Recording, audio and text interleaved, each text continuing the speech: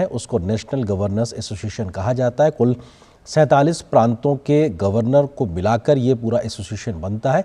इनके साथ प्रधानमंत्री का संवाद है। प्रधानमंत्री ने कल शिखर सम्मेलन के दरमियान इस बात पर जोर दिया था कि भारत के राज्य और जापान के राज्यों के बीच में आपसी सहयोग और तालमेल होना चाहिए और कैसे राज्यों के बीच में सहयोग और एमओयू के साथ तमाम क्षेत्रों में सहयोग को आगे बढ़ा सकते हैं। इस पर दोनों देशों का फोकस दिखाई पड़ा है और जो विजन डॉक्यूमेंट है वो कहीं ना कहीं इस दिशा में आगे आधारित दिखाई पड़ता है। तो उसी के तहत प्रधानमंत्री का आज के दूसरे दिन के कार्यक्रम की जो शुरुआत हुई है नेशनल गवर्नर्स एसोसिएशन के साथ, ये उसकी महत्वपूर्ण तस्वीरें।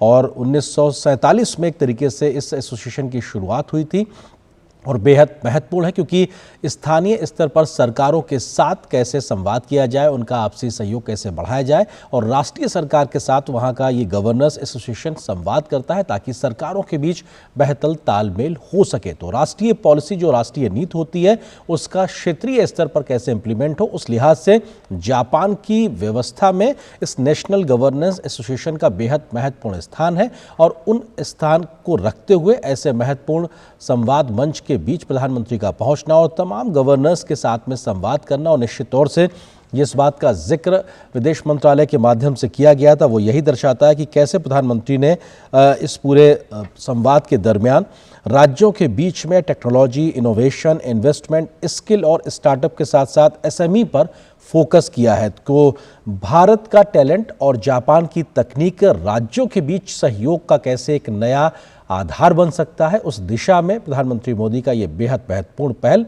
और हमने कल देखा था, कल के पहले दिन की शुरुआत में प्रधानमंत्री मोदी की बिजनेस लीडर्स के साथ मुलाकात हुई थी। फिर 15वां शिखर सम्मेलन में जापान के प्रधानमंत्री और प्रधानमंत्री मोदी की एक लंबी बातचीत, तमाम एमओयू साइन हुए, तमाम क्षेत्रों में बातचीत हुई और उसके बाद आज के दूसरे दिन की शुरुआत भी बहुत व्यवहारिक पहल के साथ, जहां पर नेशनल गवर्नर्स एसोसिएशन के साथ प्रधानमंत्री का ये संवाद।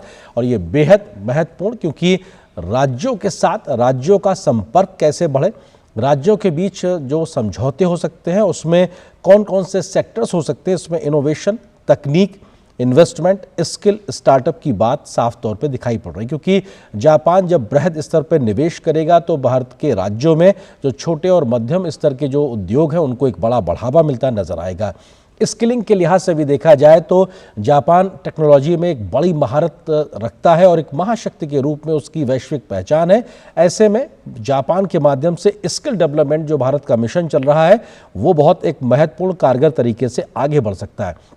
भारत में एक बहुत समृद्ध स्टार्टअप इकोसिस्टम तैयार किया है, लेकिन इसमें तकनीकी सहयोग अगर जापान का मिलता है तो उस दिशा में एक बड़ी कामयाबी हासिल हो सकती है और ये अपने आप में बेहद महत्वपूर्ण होगा क्योंकि स्किल और स्टार्टअप को लेकर भी फोकस दिखाई पड़ रहा है और इनोवेशन को लेकर किस तरह से भारत में एक बड़ा इकोसिस्टम तैयार किया गया इनोवेशन को लेकर, उस दिशा में जापान और भारत मिलकर कैसे आगे बढ़ सकते हैं, उसमें क्षेत्रीय सहयोग, राज्यों के बीच सहयोग कैसे बढ़ सकता है, उसमें एक बड़ा नवाचार दिखाई पड़ सकता है।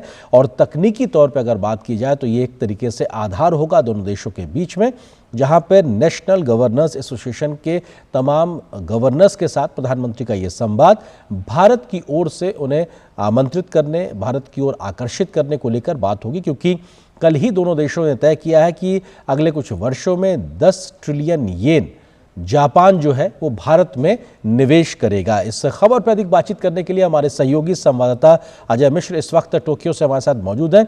अजय, जिस बात का हम लोग जिक्र कर रहे थे नेशनल गवर्नर्स एसोसिएशन को लेकर कि कैसे ये बेहद महत्वपूर्ण है और आपने भी तमाम उदाहरण दिए थे, लेकिन अब वो तस्वीरें हमारे सामने है जहां पर प्रधानमंत्री ने तमाम राज्यों के गवर्नर्स से मुलाकात की है। किस सेक्टर पे फोकस हो सकता है और कैसे ये इम्प्लीमेंटेशन की दिशा में आगे बढ़ते नजर आएंगे राज्यों के बीच बेहतर तालमेल और सहयोग को लेकर? अजय। आर्यन, मुझे याद आता है कि अभी हाल ही में 2 राज्य उत्तर प्रदेश और छत्तीसगढ़ के प्रतिनिधियों ने यहाँ पर जापान का दौरा किया था और स्पष्ट तौर पर वो अपने अपने राज्यों में निवेश को आकर्षित करने के लिए जो वहाँ पे पॉलिसीज हैं उनके बारे में यहाँ के निवेशकों को बताते हुए नजर आए। तो आपने बिल्कुल सही कहा और जिसका जिक्र आज विदेश मंत्रालय ने भी किया कि एसएमईज को फायदा होगा, भारत के इनोवेशन सेक्टर को फायदा होगा। और आपको याद होगा कि कल प्रधानमंत्री शिबा ने भी इस बात का जिक्र किया था कि भारत एक बहुत बड़ा लोकतंत्र है और भारत में जो नवाचार है वो बहुत ही अद्भुत है और आकर्षक है। तो भारत में हो रहा इनोवेशन पूरी दुनिया को आकर्षित कर रहा है और जापान इस बात को बखूबी समझता है कि भारत के युवा टैलेंट्स को जापान के विकास की यात्रा में शामिल करना उनके लिए कितना इम्पोर्टेंट है।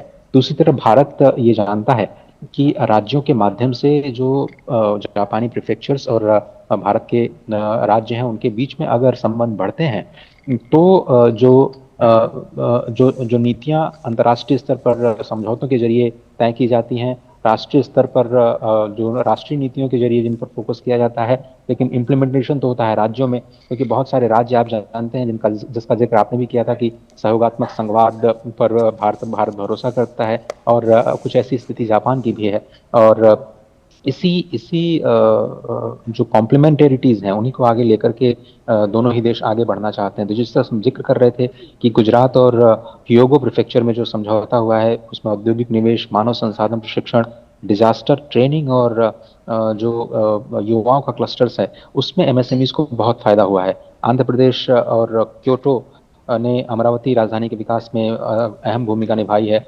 तमिलनाडु का कानागावा प्रीफेक्चर के साथ जो एमओयू 2016 के करीब साइन किया गया था उसमें मैन्युफैक्चरिंग, ऑटो, इलेक्ट्रॉनिक्स, क्योंकि आपने सेक्टर्स की बात की तो मैन्युफैक्चरिंग, ऑटो और इलेक्ट्रॉनिक्स के साथ साथ जो शहरी प्रबंधन होता जी। है उसमें काफ़ी फायदा होने की उम्मीद है। दिल्ली टोक्यो शहर के तौर पर आप जानते हैं कि दोनों के बीच में दोस्ती की शुरुआत हुई थी। दिल्ली मेट्रो आपके सामने है, जिसमें और अगर कर्नाटका की बात करें तो कर्नाटका का माई और केरल का जो यहाँ का सैनिन रीजन है, उत्तर प्रदेश का यामांशी रीजन है, उसके साथ जो समझौता है वो हो सकता है। ये बहुत ही इम्पोर्टेंट है समझना कि दोनों ही देश एक जैसी लोकतांत्रिक मूल्यों में विश्वास रखते हैं।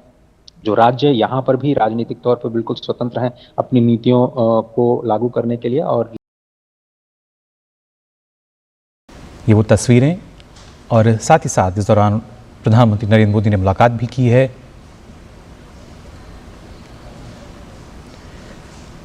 आप देख सकते हैं प्रधानमंत्री नरेंद्र मोदी और जापान के प्रधानमंत्री।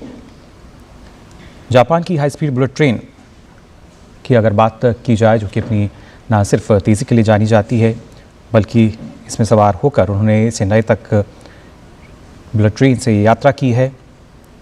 सेंदाई तक हायाबुसा 17 बुलेट ट्रेन ये, जिसमें प्रधानमंत्री नरेंद्र मोदी ने सफ़र किया टोक्यो स्टेशन से।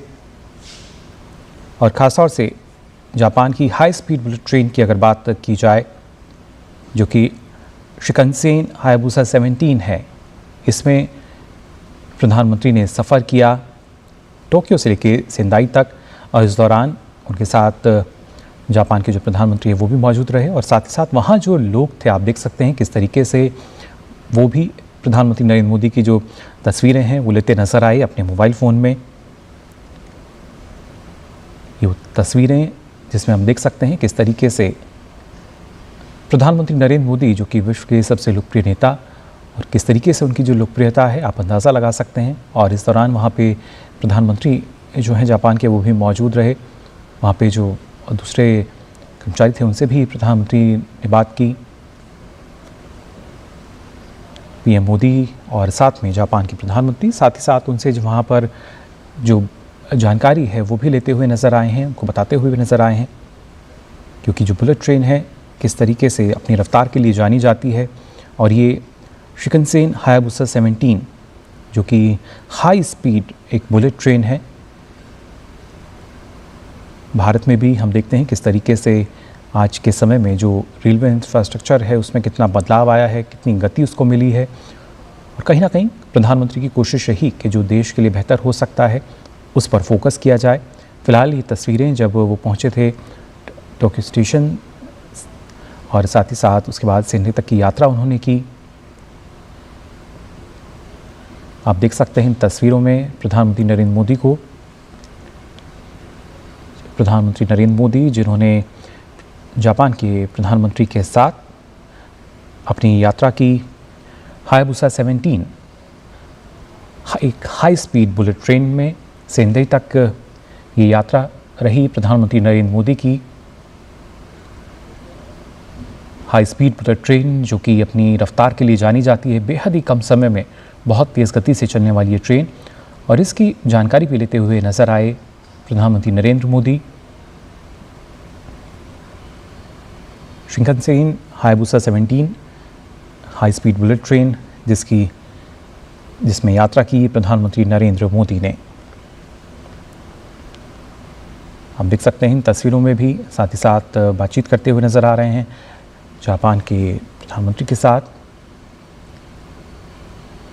और इन तस्वीरों में हम देख सकते हैं किस तरीके से जो लोग हैं वो उत्सुक नज़र आए प्रधानमंत्री की जो झलक है वो पाने के लिए और साथ ही उनकी तस्वीर को भी अपने मोबाइल में कैद करने के लिए। जापान के साथ हमने देखा किस तरीके से कई समझौता ज्ञापन पर हस्ताक्षर हुए हैं और कैसे ना सिर्फ विकास को गति मिल सकती है, रफ्तार मिल सकती है, ये काफ़ी अहम दोनों देशों के बीच जब हम देखते हैं कैसे संबंध और प्रगाढ़ होते नज़र आएंगे, बल्कि इसी कड़ी में ये जो यात्रा है ये भी काफ़ी महत्वपूर्ण हो जाती है। आपको बता दें आज दूसरा और अंतिम दिन है प्रधानमंत्री नरेंद्र मोदी की जापान की यात्रा का और इस दौरान हमने देखा कि किस तरीके से हाई स्पीड बुलेट ट्रेन जो है हायाबुसा 17 इसमें प्रधानमंत्री नरेंद्र मोदी ने यात्रा की और साथ ही साथ जापान के प्रधानमंत्री इशिबा भी मौजूद रहे। आप देख सकते हैं इन तस्वीरों में प्रधानमंत्री नरेंद्र मोदी और जापान के प्रधानमंत्री शिगेरू इशिबा बातचीत करते हुए नज़र आ रहे हैं। जाहिर तौर पर कि किस तरीके से क्या बेहतर हो सकता है दोनों देशों के लिए। और हमने प्रधानमंत्री का संबोधन भी सुना था जिसमें उन्होंने साफ कहा कि ना सिर्फ जापान की तकनीक और उसके साथ साथ भारत के टैलेंट का ये जो एक कॉम्बिनेशन है ये एक नई क्रांति का आगाज़ कर सकता है। और इसके साथ जब हम बात करते हैं कि कैसे भारत लगातार आज के समय में विकास को गति दे रहा है, उस लिहाज से ये काफ़ी महत्वपूर्ण। इन तस्वीरों में भी आप देख सकते हैं जापान के प्रधानमंत्री और प्रधानमंत्री नरेंद्र मोदी बुलेट ट्रेन से सफ़र किया। प्रधानमंत्री नरेंद्र मोदी ने सेंदाई स्टेशन तक टोक्यो से जो सवारी है ये शुरू हुई उनकी यात्रा। शिंकनसेन हायाबुसा 17 इस हाई स्पीड बुलेट ट्रेन का नाम जिसमें यात्रा की प्रधानमंत्री नरेंद्र मोदी ने सफ़र किया इसमें सेंदाई तक। बेहद ही तेज़ रफ्तार से चलने वाली high speed bullet train Hayabusa 17 जो कि ना सिर्फ अपनी रफ्तार बल्कि बेहद ही कम समय में आपको गंतव्य तक पहुंचाती है, इसमें सफ़र किया प्रधानमंत्री नरेंद्र मोदी ने। 2 दिवसीय जापान यात्रा पर हैं प्रधानमंत्री नरेंद्र मोदी और आज दूसरा और अंतिम दिन उनकी यात्रा का। और ऐसे में चेन्नई तक की जो यात्रा है प्रधानमंत्री नरेंद्र मोदी ने वो की टोक्यो से इस बुलेट ट्रेन के ज़रिए और साथ ही लोगों से भी मुखातिब होते हुए नज़र आ रहे हैं। प्रधानमंत्री नरेंद्र मोदी जो कि हमने देखा है जब भी अपनी यात्रा पर रहते हैं कोशिश उनकी यही रहती है ज़्यादा से ज़्यादा लोगों के साथ वो संवाद कर सकें, उनसे मुलाकात कर सकें और जब समय मिलता है तो जानकारी ले सकें कि किस तरीके से क्या नवाचार हो रहे हैं अलग अलग क्षेत्रों में, किस तरीके से तकनीकी रूप से और हम बेहतर कर सकते हैं और भारत के लिए क्या महत्वपूर्ण है और किस तरीके से तकनीकी लाभ भारत को मिल सकता है। जापान की हाई स्पीड बुलेट ट्रेन जिसमें सफ़र किया प्रधानमंत्री नरेंद्र मोदी ने और जापान के प्रधानमंत्री शिबा भी इस दौरान साथ रहे। जैसा हमने आपको बताया कि किस तरीके से जब सफ़र की बात की जाती है, यात्रा की बात की जाती है और अलग अलग यात्राओं में हमने देखा है प्रधानमंत्री जहाँ भी पहुँचते हैं वहाँ पर फिर चाहे इंडियन डायस्पोरा हो या वहाँ के लोग हों, एक उत्सुकता लगातार देखने को मिलती है, लोकप्रियता है प्रधानमंत्री नरेंद्र मोदी की। जहाँ भी जाते हैं एक नई ऊर्जा का संचार जाहिर तौर पर वहाँ होता हुआ नज़र आता है। फ़िलहाल ये तस्वीरें आप देख सकते हैं जब प्रधानमंत्री ने सफ़र किया टोक्यो स्टेशन से सेंदाई तक का इस हाई स्पीड बुलेट ट्रेन के ज़रिए और इस दौरान उनके साथ जापान के प्रधानमंत्री शिगेरू इशिबा भी मौजूद रहे। साथ ही साथ हम इन तस्वीरों में भी देख पा रहे हैं किस तरीके से जानकारी लेते हुए नज़र आ रहे हैं प्रधानमंत्री नरेंद्र मोदी। प्रधानमंत्री का फोकस रहा है कि हर वो तकनीक जो विकास को गति दे सकती है उसको किस तरीके से भारत लाया जा सके। फिलहाल हमारे संवाददाता अजय मिश्र हमारे साथ फोन लाइन पर जुड़ चुके हैं। अजय, जानना चाहेंगे आपसे, हमने देखा प्रधानमंत्री नरेंद्र मोदी जिन्होंने यहाँ पे सफ़र किया है हाई स्पीड बुलेट ट्रेन में,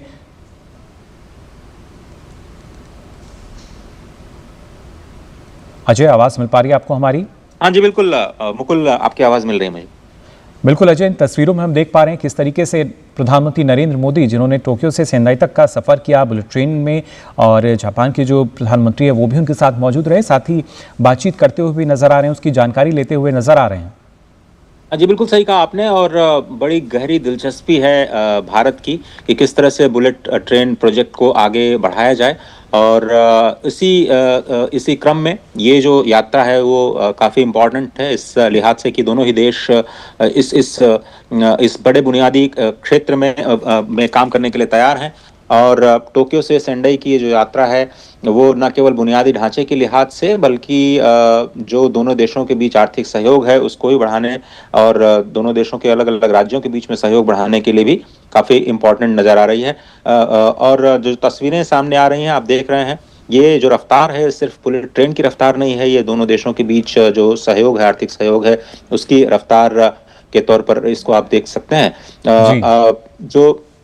जो ये स्पेशल हायाबुसा ट्रेन है जिसमें दोनों ही प्रधानमंत्रियों ने सफ़र किया है, और एक तरह से समझें तो ये नेक्स्ट जनरेशन की जो मोबिलिटी है उसमें दोनों देश जिस तरह से अपने साझा कार्यक्रमों को आगे बढ़ाते हुए नजर आ रहे हैं। कल प्रधानमंत्री ने यह भी कहा था कि जापान की कंपनियों के लिए असीम संभावनाएं हैं भारत के बुनियादी क्षेत्र के विकास में, वो भी बहुत इंपॉर्टेंट है। और अब तो शेंडाई दोनों ही नेता पहुंच चुके हैं, काफी गर्मजोशी के साथ ये जो मुलाकात है उसका सफर लगातार जारी है।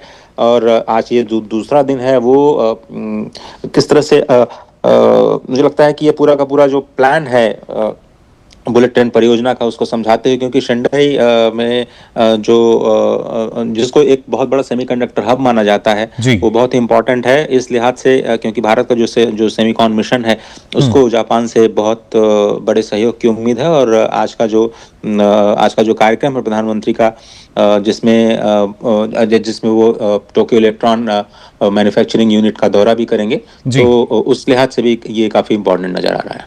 बिल्कुल अजय, और खासतौर से जब हम भारत के लिहाज से बात करते हैं तो हमने देखा है पिछले 10 वर्षों में किस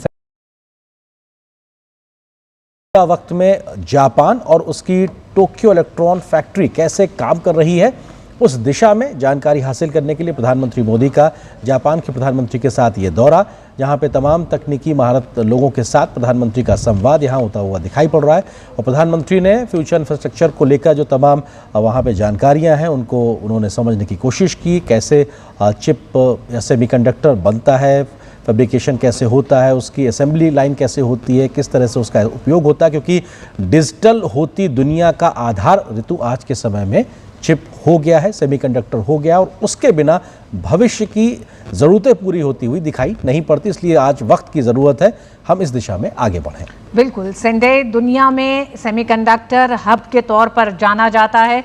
प्रधानमंत्री का इस फैसिलिटी का विजिट करना बेहद अहम है, क्योंकि तमाम चरणों में किस तरह से सेमीकंडक्टर्स का विकास होता है, कैसे बनाए जाते हैं, किन किन चीज़ों की ज़रूरत है, किस तरह से जो एक तरह से लीडिंग लैब्स हैं उनका, नैनो इलेक्ट्रॉनिक्स, सेमीकंडक्टर टेक्नोलॉजी, क्योंकि अब जो सहयोग 10 साल के लिए भारत और जापान के बीच में सेमीकंडक्टर के क्षेत्र में होने जा रहा है, तो कुछ इस तरह की तस्वीर, कुछ इस तरह का एक तरह से लैब्स और फैसिलिटीज़ भारत में आने वाले समय में हम देखने की उम्मीद कर सकते हैं।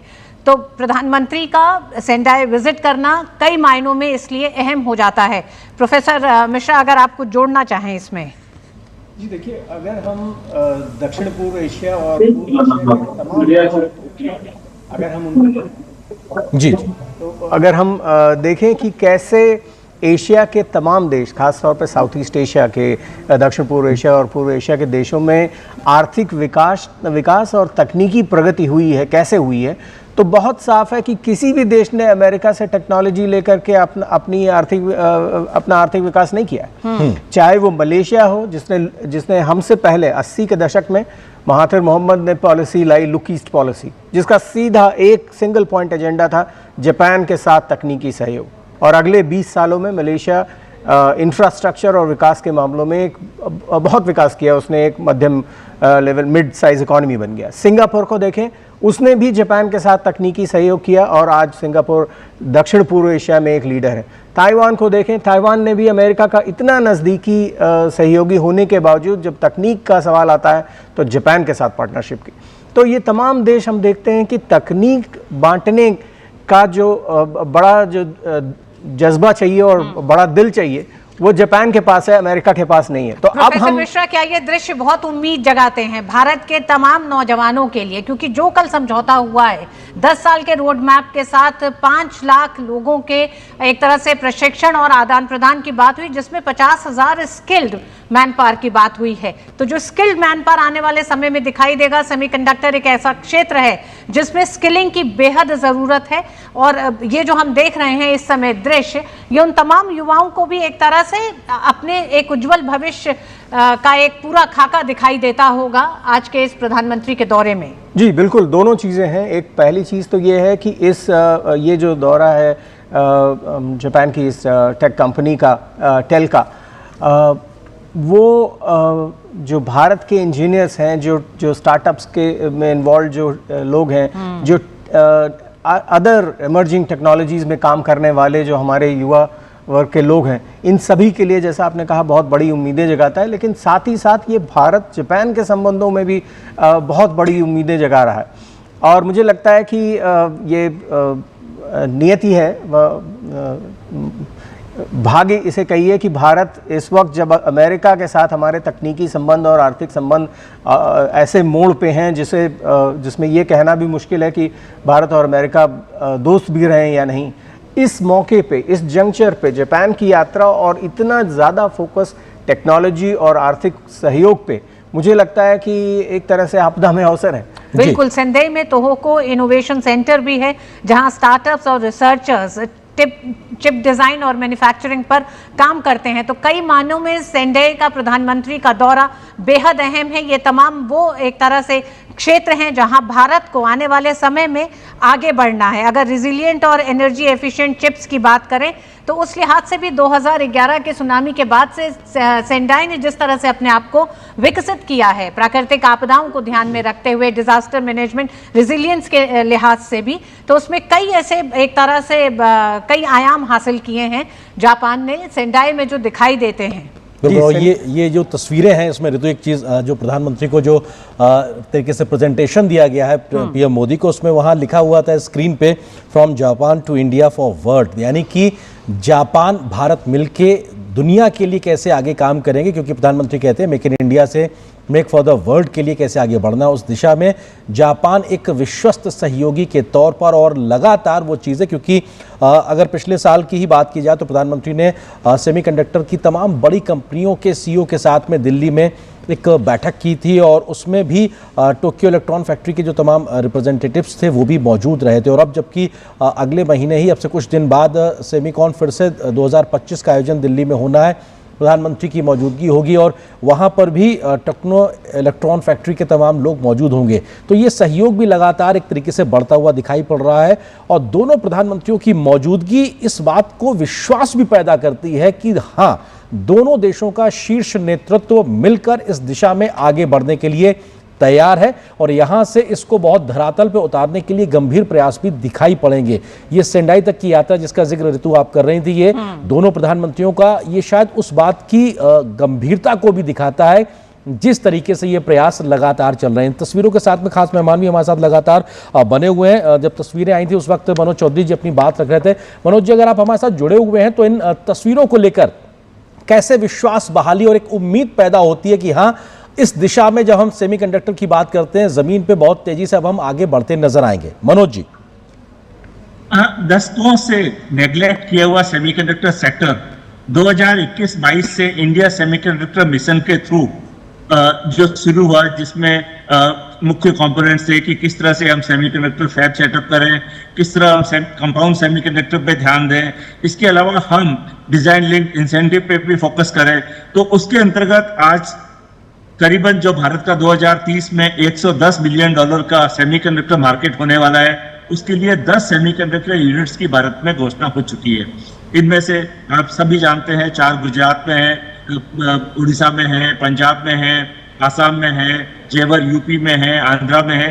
तो पूरे भारत में इस तरीके से लॉजिक मेमोरी के लिए हो, भले ऑटोमोटिव सेक्टर के लिए हो, अलग अलग सेक्टर के लिए सेमीकंडक्टर मैन्युफैक्चरिंग की दिशा में भारत बहुत तेजी से आगे बढ़ रहा है। बहुत सारे यूनिट्स इसमें पैकेजिंग के भी हैं जो पूरे सेमीकंडक्टर इकोसिस्टम को कंप्लीट करते हैं। जापान, जैसा कि मैंने पहले बताया, कंज्यूमर इलेक्ट्रॉनिक्स और ऑटोमोटिव का बहुत बड़ा लीडर रहा है और है भी। तो ऑटोमोटिव और कंज्यूमर इलेक्ट्रॉनिक्स के लिए सेमीकंडक्टर चिप्स की सबसे ज्यादा जो जरूरत होती है, तो भारत उस सेक्टर में बहुत तेजी से आगे बढ़ रहा है। अपने आप में भी अगर हम देखें तो पिछले 11 सालों में इलेक्ट्रॉनिक मैन्युफैक्चरिंग में हम करीबन 6 गुना आगे बढ़े हैं। मोबाइल मैन्युफैक्चरिंग में वर्ल्ड के नंबर 2 मोबाइल मैन्युफैक्चरिंग में हम आ चुके हैं। तो आईफोन 16 का भी भारत एक प्रमुख मैन्युफैक्चरिंग हब बन चुका है।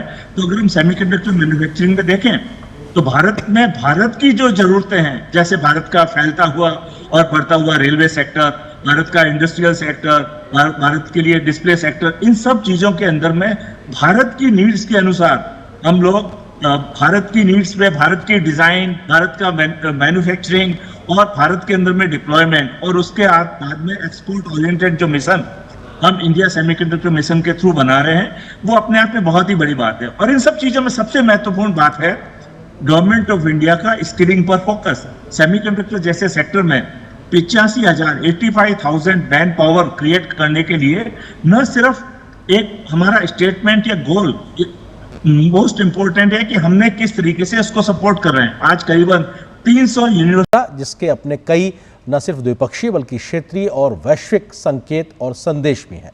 जी हां, एससीओ शिखर सम्मेलन से पहले जापान की 2 दिवसीय प्रधानमंत्री की यात्रा बेहद अहम मानी जा रही थी। चीन के साथ अपने संबंध है, लेकिन जापान की इस यात्रा को इस बदलते ग्लोबल ऑर्डर में जो गंभीर फेरबदल हो रहे हैं उसको ध्यान में रखते हुए ये माना जा रहा था कि प्रधानमंत्री की जापान यात्रा बेहद अहम है। इस यात्रा में प्रधानमंत्री ने प्रधानमंत्री इशिबा के साथ भारत और जापान के आने वाले 10 सालों के लिए एक मजबूत रोड मैप को तय किया है। उस पे दोनों की सहमति, सहयोग हुआ है। रक्षा सुरक्षा के लिहाज से बेहद अहम एक तरह से समझौता हुआ है। सुरक्षा सहयोग पर संयुक्त घोषणा पत्र, एक तरह से संयुक्त घोषणा हुई है, जिसे लेकर साउथ चाइना सी को लेकर भी कुछ बड़े एक तरह से समझौते दोनों के बीच में हुए हैं, सहमति बनी है। और इसी के साथ साथ इंडो पैसिफिक को लेकर भी समझौते हुए हैं। दोनों देशों में प्रगति को लेकर प्रधानमंत्री मोदी और प्रधानमंत्री इशिबा का सहयोग आने वाले समय में दोनों देशों के विकास में शामिल होगा। साथ ही साथ भारत और जापान अब ग्लोबल वेलफेयर के लिए साथ आते दिखाई दे रहे हैं। बिल्कुल ऋतु, जिस बात का आप जिक्र कर रहे हैं, और जब प्रधानमंत्री की 2 दिन की जापान यात्रा एक तरीके से कंक्लूड हो रही है और वो चीन के लिए रवाना हो रहे हैं एससीओ की बैठक में शामिल होने के लिए, तो ये समरी तौर पे देखा जाए तो दोनों देशों ने कल जो तय किया अगले 1 दशक का ज्वाइंट विजन उन्होंने दिया। सुरक्षा सहयोग ज्वाइंट डिक्लेरेशन हमको दिखाई पड़ा। ह्यूमन रिसोर्स का आदान प्रदान होता नजर आएगा, जिसका जिक्र हम लोग आंकड़ों में 5 लाख लगातार कर रहे हैं। संयुक्त ऋण व्यवस्था पर भी सहयोग होता दिखाई पड़ रहा है। डिजिटल पार्टनरशिप 2.0 की शुरुआत हुई है।